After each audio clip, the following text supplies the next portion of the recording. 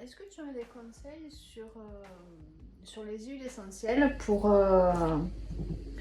tout ce qui est anxiété, stress, angoisse? Pour en ce moment. Oui, pour en ce moment.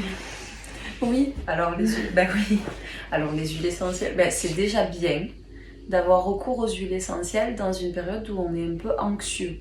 Donc s'il y a une anxiété ou des angoisses ou quoi, les huiles essentielles peuvent représenter une solution avant de prendre des trucs plus forts ou avant de directement se diriger vers des trucs plus forts. Après, si la personne elle a jamais utilisé les huiles essentielles ou qu'elle ne connaît pas trop ça, on peut commencer par parler d'olfactothérapie.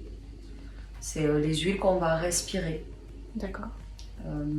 Qu'on va respirer. Je te parle de ça pour pas te parler de poser les huiles sur soi parce qu'il y a tellement, tu sais, les allergies, les personnes, la différence des corps que ça nécessite, pour poser, oui, un petit point avec la personne en amont. Donc l'olfactothérapie, c'est une façon d'utiliser les huiles essentielles à travers la respiration. Et c'est vrai qu'on utilise en olfaction, donc en respirant soit directement au flacon, soit en posant l'huile sur un mouchoir, soit en diffusion dans la pièce. Sur un terrain qui est à peu près neutre, l'olfactothérapie peut avoir de très bons résultats. Il y a des personnes qui ont intégré des huiles essentielles au quotidien et qui ont obtenu de très bons résultats. Ensuite, quelles huiles on utilise? Donc, moi, j'ai tendance à vraiment, et de plus en plus, à orienter une huile essentielle qui va vraiment correspondre à la personne, à qui elle est, comment elle vit, quel est son rythme, quelle est sa personnalité aussi. Parce que les plantes sont vraiment précises en fait. Il y a énormément de plantes et il y a autant de plantes que de personnalités en fait qui peuvent s'adapter aux personnalités en tout cas. Et si je dois te parler de certaines huiles qui vont te calmer sur le moment, là, en ce moment, par rapport à l'anxiété, je rigole parce que je pense à la lavande.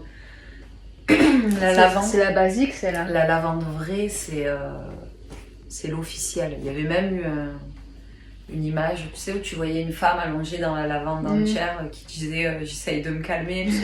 La lavande vraie, elle fonctionne vraiment. La lavande vraie ou la lavande officinale, la lavande fine, c'est la même.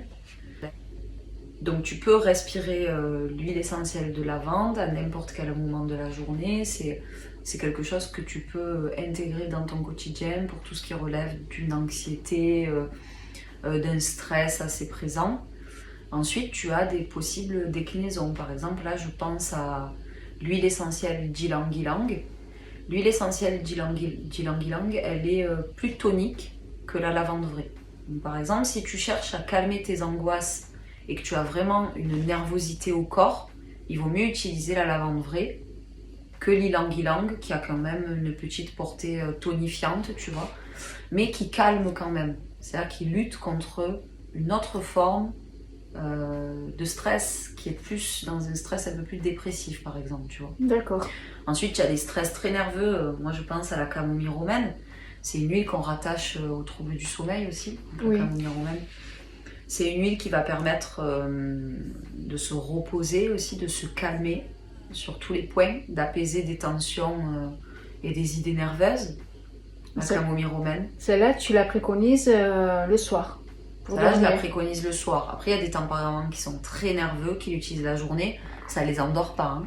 C'est ça qui va être particulier dans les huiles essentielles, c'est que ça va correspondre en fait aux personnalités de l'individu. Donc, selon la personnalité que tu as ou selon la tension que tu as au corps ou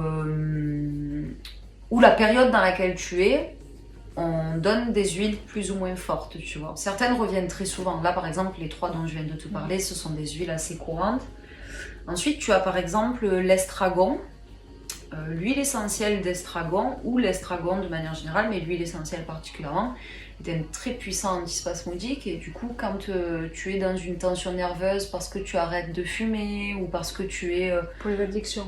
Voilà, ou pour une respiration qui est en spasme, tu vois, quelque chose qui relève de la spasmophilie par exemple, des angoisses qui créent des spasmes en soi. L'estragon en respiration, ça va être ça va être parfois mieux que la lavande vraie, tu vois, alors que la lavande vraie, on en parle partout, quoi. Et ensuite, on a des plantes qui vont être utiles, je pense par exemple au laurier noble.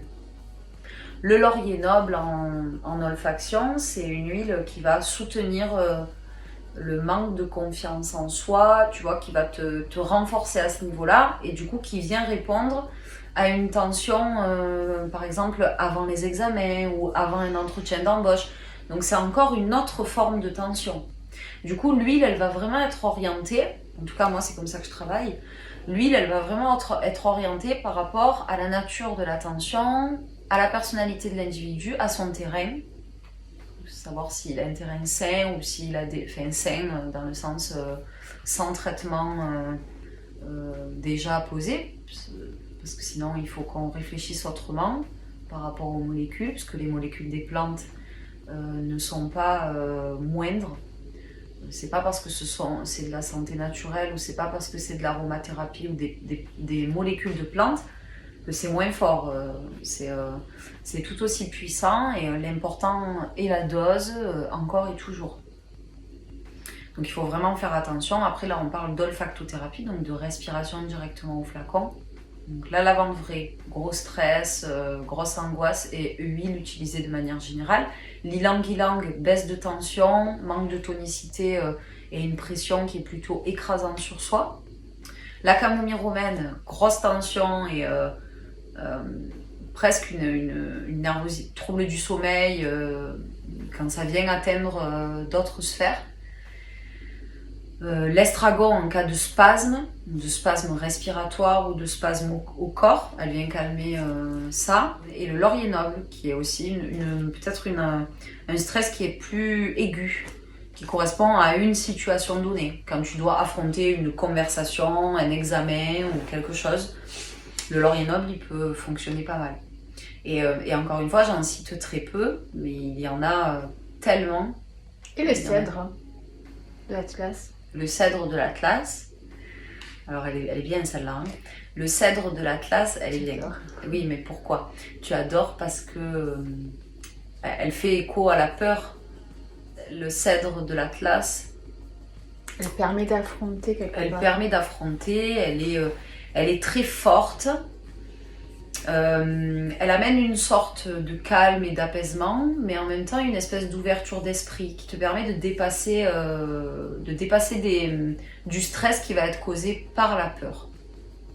Donc, encore une fois, tu vois, et c'est toi qui m'en parles, tu m'en parles au hasard là, mais encore une fois, chaque huile est vraiment personnelle quelque part.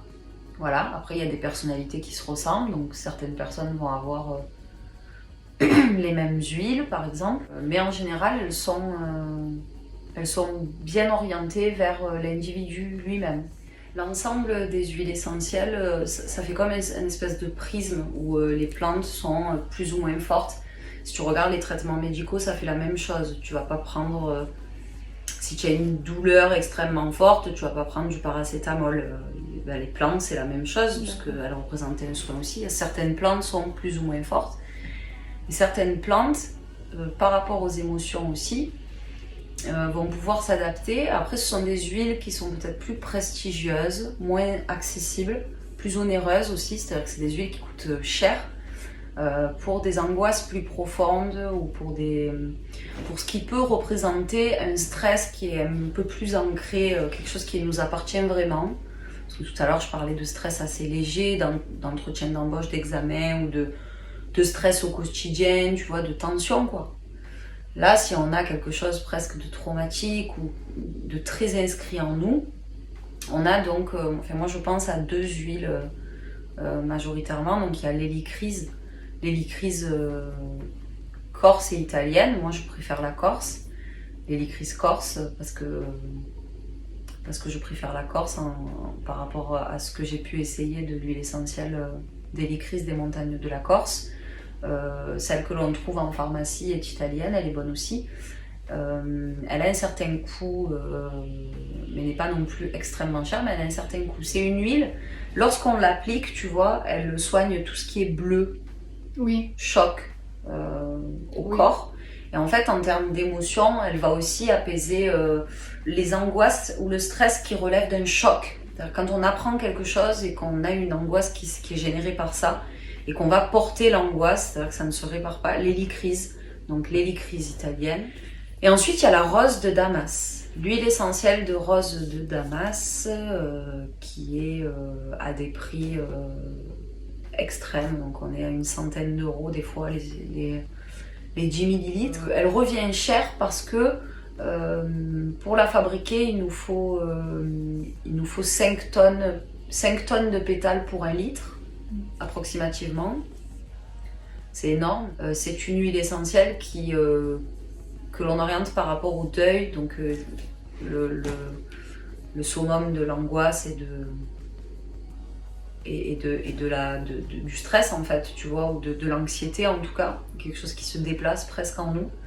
Donc la rose de Damas, elle peut être bien à ce moment-là. Les personnes qui ont eu à utiliser ça, qui étaient donc en période de deuil, l'utilisaient notamment la nuit.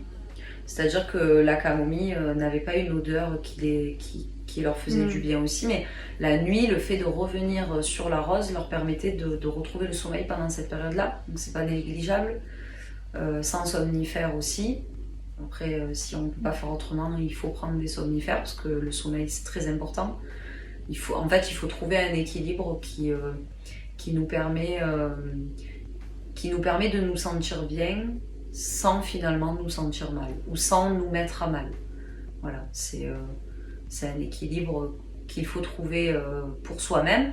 Et l'huile essentielle, c'est vrai que c'est quelque chose qui n'est pas forcément utilisé dans le quotidien, mais qui peut venir réparer comme ça des tensions que l'on a et qui peuvent suffire et qui sont très bonnes pour la santé.